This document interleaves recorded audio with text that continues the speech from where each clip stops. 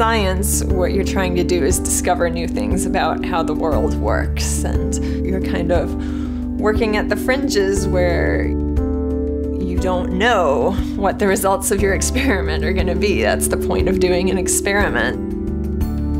I think that kind of plays into my quilting too, where I'm perfectly willing to try something, and if it doesn't work out, then I learn something for the next round.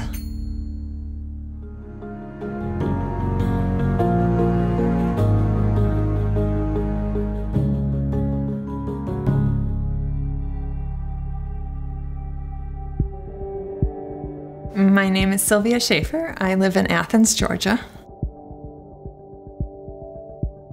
I have degrees in ecology and in marine science. I work at the University of Georgia in a lab. We're interested in various aspects of water quality. Environmental science was always really interesting to me. And then when I got to college and took some classes on oceanography, I really found that fascinating, and it was really interesting to me when I started learning about what goes on in the water. There's actually really a lot of creativity in science, even though people don't necessarily usually think about that. You're looking at things that have never been looked at before. You're trying to discover new things about how the world works, and so you have to figure out, how am I going to do this? So there's sort of a lot of creative things that you have to think about when you're trying to find out something that nobody knows.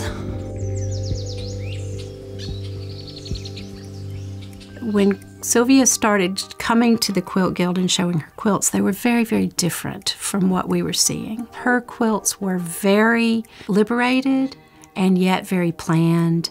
Her improvisational stuff is fabulous. Her color sense is fabulous. She's just a standout. She was from the very beginning. I first discovered quilting through a craft group that I joined when I moved down to Georgia, and there were a lot of people in my department that enjoyed crafting of one sort or another, so they were having regular craft nights, and when they heard that I liked crafts, invited me to join. People had lots of different crafts that they did, and there were a couple of quilters, and that was really kind of the first time I was exposed to quilting, because there was no one in my family ever that quilted or anything like that. But I really kind of thought that was interesting, and it looked intriguing, and I was really drawn to it, and so eventually I decided that I wanted to give it a try.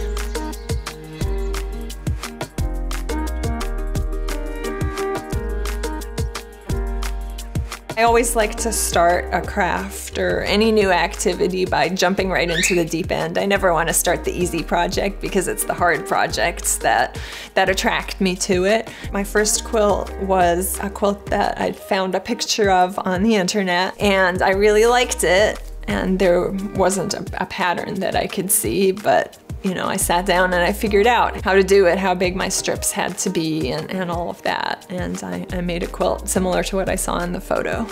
This is Sylvia. When she dives in the deep end. Even then, she was doing things like she was picking the fabric patterns that expressed what the quilt was about, in addition to the way they went together. The quilting of it was significant. The choice of thread was significant. And that is how I've seen Sylvia approach so many of the things that she does.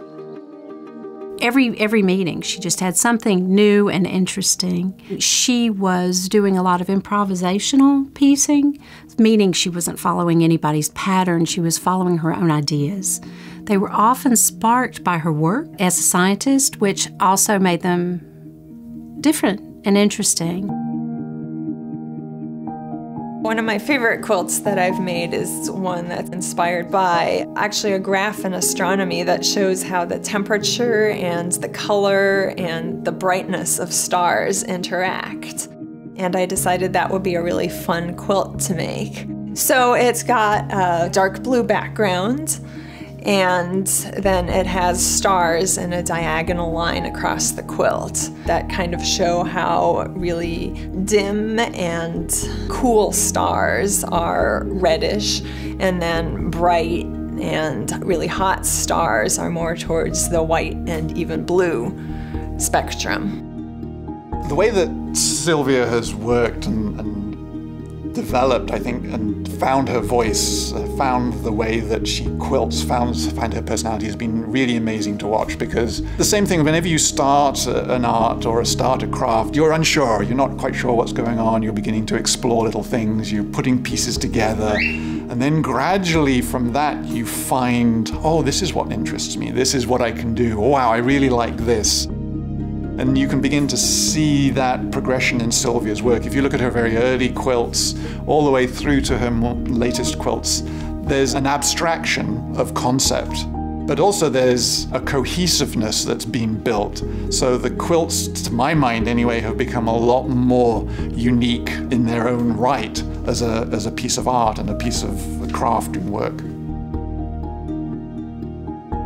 What I love about quilting is the freedom to really design anything. I mean, anything you can think of, you can make as a quilt. And then the challenge is, of course, just getting it. How are you going to do that with your fabrics? So with crafting, it's kind of fun to use maybe a different part of your brain. Exploring the way in which quilting and science work together, I think, has really sort of led to a development of new ideas and connections. And I think that's where her creativity has flourished.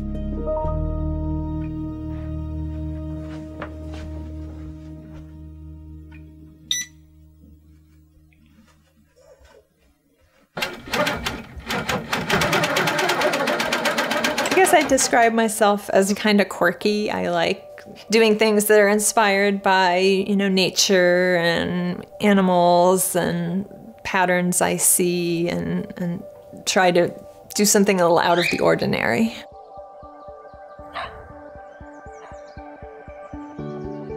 I think her aesthetic is modern, but it also harkens back to a lot of the traditional styles, the traditional block patterns, the traditional ways of quilting, and then she varies them. And I think a great example of that is the Exploding Artichokes quilt, which is just this amazing conflagration of different ideas into an amazing dynamic pattern.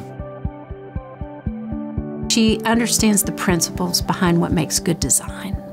And even though you're doing improvisational design, you still need to follow those guidelines of good design. For one thing, her negative space is so fantastic. She does a great job with negative space. It always looks integrated into the design. Her color sense is amazing. She can use the entire spectrum of colors. If Sylvia has a color she doesn't like, I'm not aware of it. Her quilts always strike me as being very fresh. They seem to have a unique approach. I think that I do see some commonality in her quilting that is sometimes hard to describe. You see a lot of rainbow, you see a lot of deconstructed quilt patterns and things like that, that I feel like, wow, I don't know if anyone else has done that before, but that's very Sylvia, just to go in, take something complicated, break it down, work through it, and just sort of start in a more advanced position than most people would. I think when I say that I want patterns in my work, it means that I'm particular about my fabric placement and how the colors kind of interact. Usually that there's some sort of gradient, like a rainbow or some other sort of gradient that I'm making in the quilt rather than just randomly placing blocks.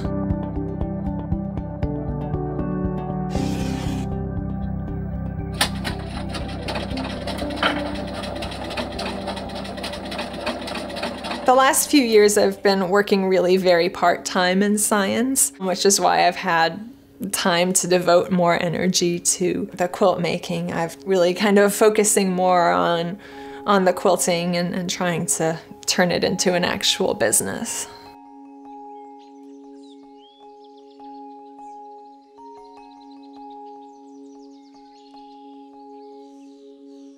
I just kind of stumbled across it, and of course it was kind of like, well, if I have to apply for this, not really, expecting to get it.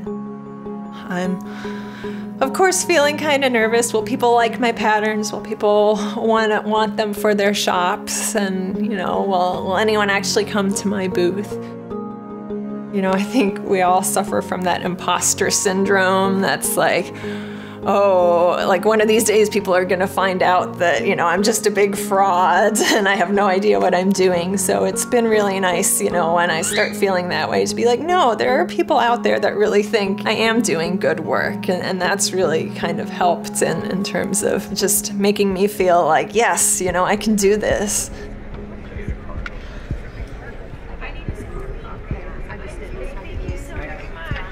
It's been really interesting to see the quilts that people do go for, because they weren't necessarily the quilts that I was expecting people to be most excited about. Okay, so that one. She has taken some very complicated scientific concepts and turned them into quilts, and then she has an opportunity to stand around with other quilters who may not be scientists and explain it to them. I've heard her do that. I think that's why her science quilts are so appealing, because the depth of knowledge that goes in there and the attention to detail is amazing. I had so many people come into the booth and be so excited to see a science quilt because they have a relative or, you know, a daughter or a friend that is into science, and so they've really been excited to see something more geeky. Quilting's all about happiness and warmth and all of that, so I want people to feel good, I suppose. And, you know, if it's a science-inspired quilt, then I hope that they kind of learn something too. It informs as well as entertains, I guess. It not only makes for an interesting quilt, it makes for an interesting story.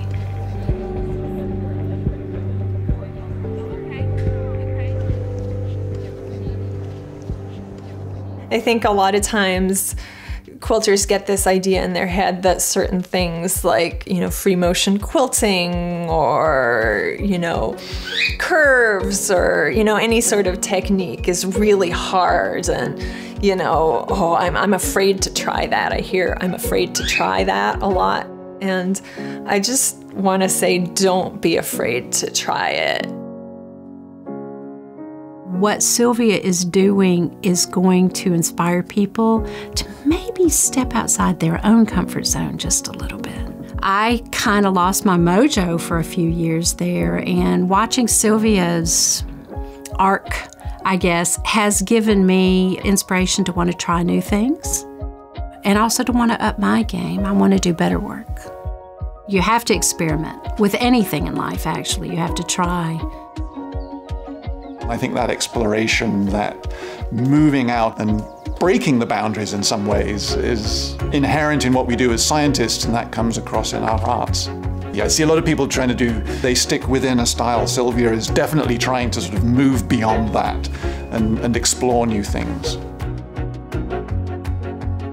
Do the things that you really love.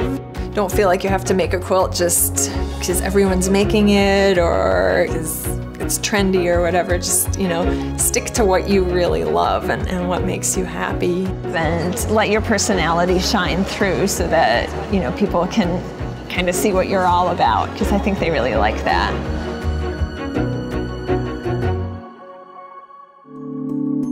I made 6 quilts. That included the backing, the thread, the batting, the top, everything, every aspect of it was found in the dump. It's more of a collaborative process where I'm actually collaborating with the materials themselves, and I am open to what shows up and what finds me rather than what I find. And if I'm doing it in patchwork, I'm doing it in real life.